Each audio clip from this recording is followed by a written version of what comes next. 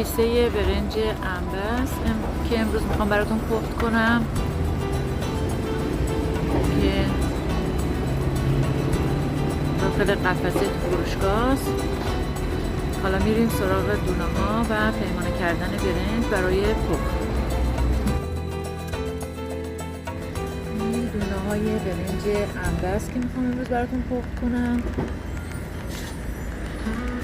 حالا به اندازه 2 پیمانه ازش برمیدارم، میریم برای پخت برنج انبه تو فروشگاه مشهد.